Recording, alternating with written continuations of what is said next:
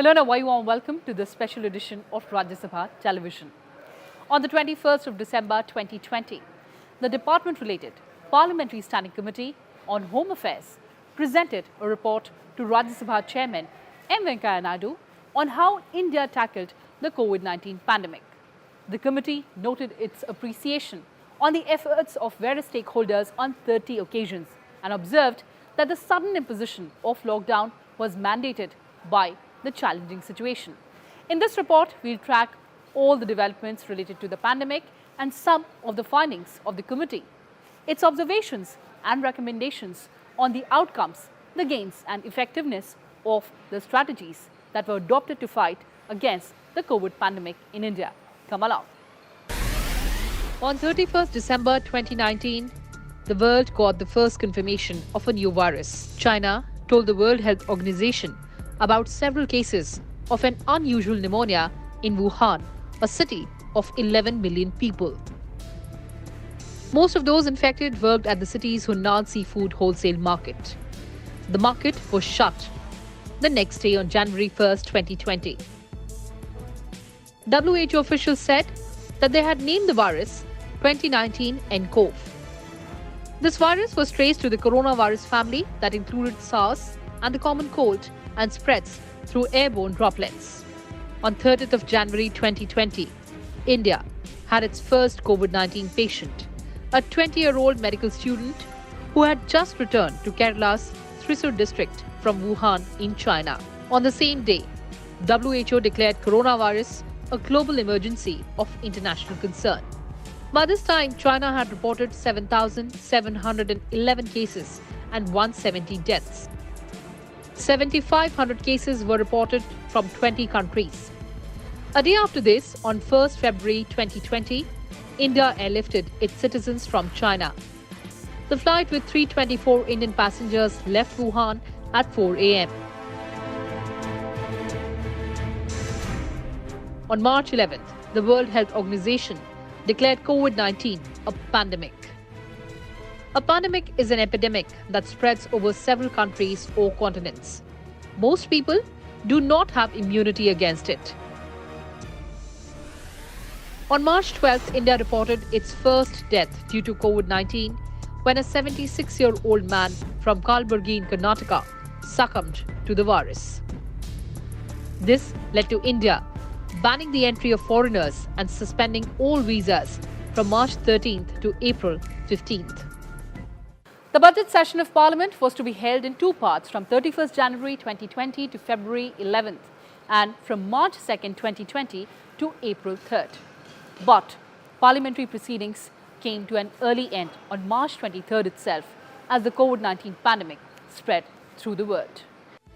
The government made three statements in Parliament during the budget session. One was on the outbreak of the novel coronavirus disease in China and some other countries and the steps taken by the government. The second was on the large number of cases reported across the world and the cases reported in India and steps taken by the government. And the last one was on Indians who were stranded in Iran due to the COVID-19 situation. World Health Organization has declared this outbreak as a public health emergency of international concern on 30th January 2020. Many of the epidemiological parameters such as incubation period, mode of transmission, subclinical infection, period of virus shedding, etc. are still being researched. Once a person is exposed to the infection, it may take about 2 weeks to develop the illness. The main symptoms of novel coronavirus are fever, cough, and difficulty in breathing. There will be radiological evidence indicative of pneumonia. In 10 to 20% of cases, disease may become severe enough to require ventilatory support. 22 मार्च रविवार को सुबह 7 बजे से रात 9 बजे तक सभी देशवासियों को जनता कर्फ्यू का पालन करना है। Prime Minister Modi addressed the nation on how to battle the coronavirus pandemic. He also announced a Janta curfew from 7 a.m. to 9 p.m. on March 22nd. न सड़क पे जाएं, न मोहल्ले में या सोसाइटी में इकट्ठे हो, अपने घरों में ही रहें। In an attempt to calm down people, he urged Indians to remain indoors as much as possible to stop the spread of the virus. जो आवश्यक सेवाओं से जुड़े हुए हैं, उनको तो जाना ही पड़ेगा, क्योंकि उनका बहुत बड़ा दायित्व होता है। लेकिन एक नागरिक के नाते न हम जाए और हम देखने के लिए भी न जाएं। साथियों, 22 मार्च को हमारा ये प्रयास हमारे आत्मसंयम, देश हित में कर्तव्य पालन के संकल्प का एक मजबूत प्रतीक होगा। 22 मार्च को जनता कर्फ्यू की सफलता, इसके अनुभव हमें आने वाली चुनौतियों के लिए भी तैयार करेंगे। मैं देश की सभी राज्य सरकारों से भी आग्रह करूंगा कि वो जनता कर्फ्यू का पालन कराने का नेतृत्व करें। Responding to the call of the Prime Minister, millions of people across the country stayed indoors. Busy streets wore a deserted look, with the odd vehicle here and there. All markets and establishments, except those dealing in essential goods and services, were closed. On 25th March, India went into a nationwide lockdown till 14th April, and only essential services were kept out of the lockdown. एक दिन के जनता curfew से भारत ने दिखा दिया कि जब देश पर संकट आता है, जब मानवता पर संकट आता है, तो किस प्रकार से हम सभी भारतीय मिलकर के एकजुट होकर उसका मुकाबला करते हैं। आप सभी जनता कर्फ्यू के लिए, उसकी सफलता के लिए प्रशंसा के पात्र हैं। Prime Minister addressed the nation once again to infuse a sense of solidarity with the frontline COVID-19 healthcare workers. He urged people to light diyas, candles, torches and flashlights to express their gratitude to these COVID-19 warriors. Responding to his call, people across India clapped, rang bells and beat metal plates on balconies for the health workers fighting the novel coronavirus.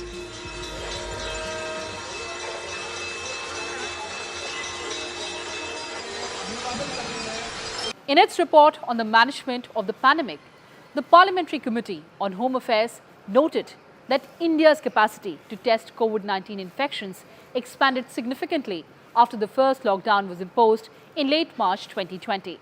The committee appreciated that in managing the crisis, India had demonstrated its capacity to scale up its response as the situation evolved. The committee examined in detail the nature of the outbreak of the pandemic, the challenges thrown by it, and its subsequent handling by all the stakeholders.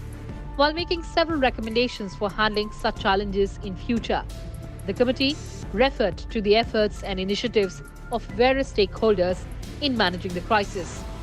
The committee commended the efforts of the Central Ministries of Home Affairs, Health and Family Welfare, Food, Civil Supplies and Public Distribution, Ministry of Micro, Small and Medium Enterprises, Department of Financial Services, the Indian Council of Medical Research, the All India Institute of Medical Sciences, Delhi, the state governments, the people, and of course, the frontline COVID warriors.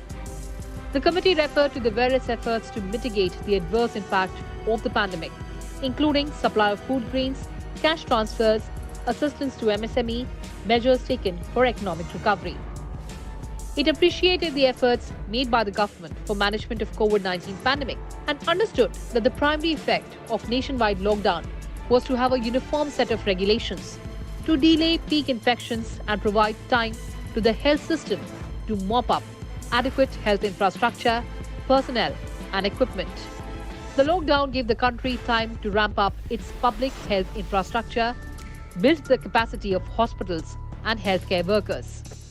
Government of India has initiated a series of actions to prevent entry of the disease and to contain it.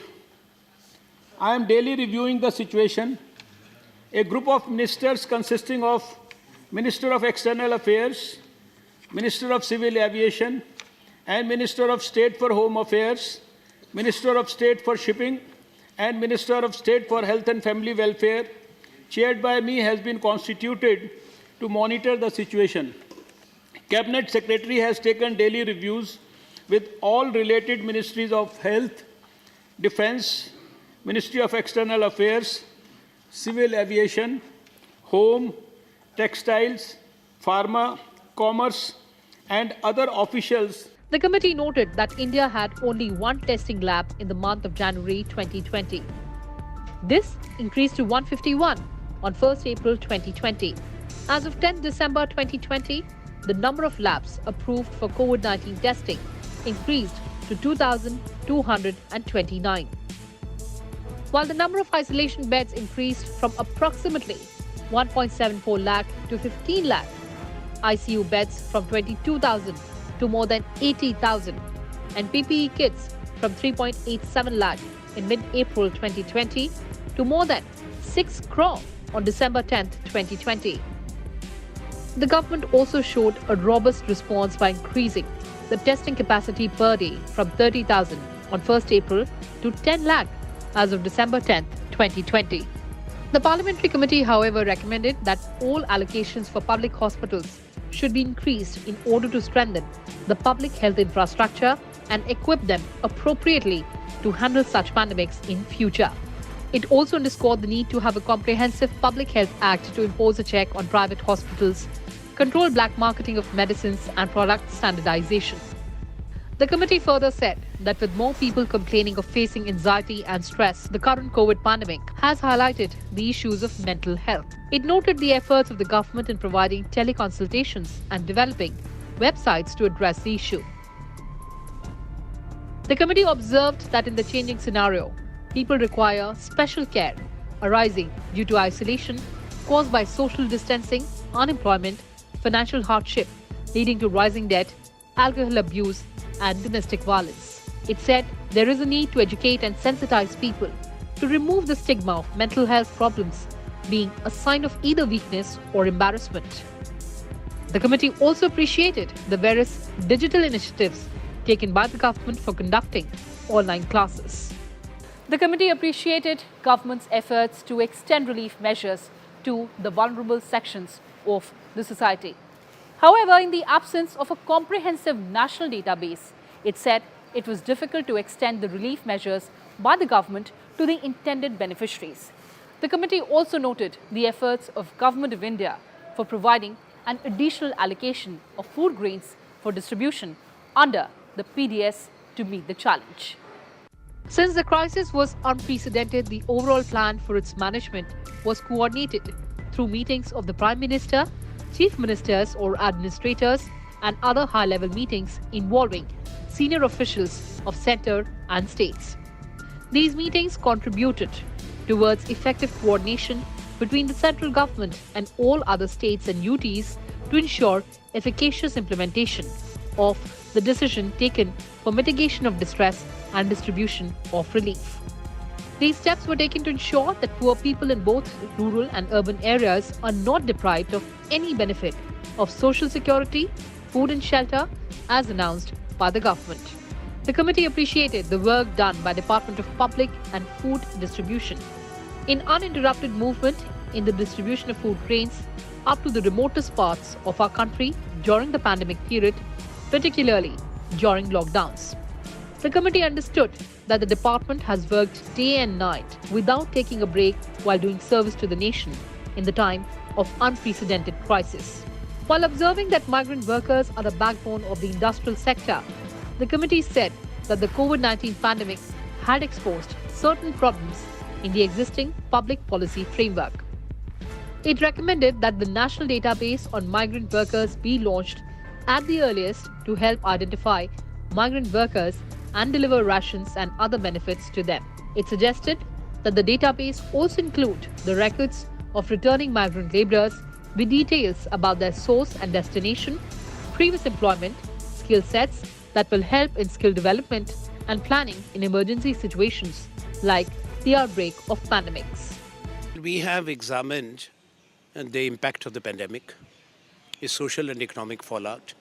The social and economic fallout has been very severe, in particular on the weaker sections, poor, on the daily wage earners, daily income earners, the migrant workers. They were affected before mitigating measures were taken. And what we have observed that there is need for a national database for the migrant labor and such poor people, including the urban poor, as the relief has to reach them. If the government has announced something, it can only reach them once their geographic location is there. But what we've also observed that many of the laws need to be revisited. Whether it's the Migrant Workers Act, the NDMA Act of 2005, which had to be invoked for the management of the pandemic and the lockdown and the phased unlocking of the economy. And in addition to that, the Epidemics Act of 1897. This has been an extraordinary crisis, something which has not been seen. But our country was not thrown off balance. India has stood up as one nation, and whether it's the central government, the state governments, and the district administrations, they all have responded. There are many lessons learned, so the report has in fact the conclusions which talks only of the lessons learned and the recommendations. The committee recommended that the government should draw up a national plan and guidelines under NDMA 2005 and Epidemic Diseases Act 1897. It said an effective functional institutional mechanism is needed for coordination between the centre, states and UTs to bring about a quick response to address such crises in future. This would ensure efficacious implementation of all decisions to contain pandemics and equitable timely distribution of relief at district and sub-divisional levels to the intended beneficiaries in urban and rural areas. On the economic front, the committee noted that while the nationwide lockdown had eased, intermittent lockdown by the states had adversely impacted restarting many manufacturing units. The committee took note of the number of schemes and interventions extended by the Government of India to bring the economy back on track. The committee noted and appreciated the efforts and pain taken by the banking sector for providing uninterrupted and seamless banking facilities during the COVID-19 outbreak and the consequent lockdown. In their sincere efforts to provide continuous service, many of the bank officials also lost their valuable lives. The committee appreciated the launch of creation and harmonious application of modern processes for increasing the output and national strength for Champions Portal for helping and promoting the micro, small and medium enterprises. The committee also took note of the effort of the Ministry of MSME in encouraging the MSMEs to get themselves on board the GEM portal. The panel also said that there was a need to support stressed sectors like MSMEs that are in need of working capital to overcome the impact of COVID-19. In the case of the hospitality sector and related services, the committee pointed out that there has been a huge loss of employment and income. The hospitality sector employs around 5 crore people. It has borne and granted the lockdown even as a large number of people were infected. The committee said that even after the sector was opened in a phased manner, fear is lurking in the minds of people who are not undertaking any travel. COVID-19 pandemic has been an unprecedented crisis that has challenged all countries and societies. All of a sudden, the pandemic created a situation for which no one, neither the government nor the civil society, was prepared. The committee also noted that the Ministry of Ayush was proactive in encouraging preventive and curative healthcare during the pandemic to boost immunity. It has called for more investment and research in Ayurveda and traditional systems of medicine and their promotion to supplement allopathic treatments during such pandemics in the future. It also underscored the need to invest in health systems, biomedical sciences, research, surveillance and disease control, pharmaceutical and the vaccine industry that are critical for India's health security in the long run. The committee also called for effective implementation of the existing acts and rules governing the workers employed both in the formal and informal sector, as it will enable them to withstand the major torment in the event of such a pandemic overtaking us in the future. It has been a learning process for everyone, including the political leadership, the bureaucracy, and the frontline essential service providers, our corona warriors. All of them made an enormous contribution to tackle this crisis. The committee mentioned that there was global recognition of Indian scientists who were engaged in producing vaccines. It also noted the widespread respect for India's institutional potential and the capacity that was established and built over decades that has made the country the largest vaccine manufacturer in the world. At a time when the world is counting on us to come up with an affordable coronavirus vaccine, India looks all set to shoulder the responsibility of being the world's pharmacy. Well, that's all I had for you in this edition. Thanks for watching and stay tuned to Rajya Sabha TV.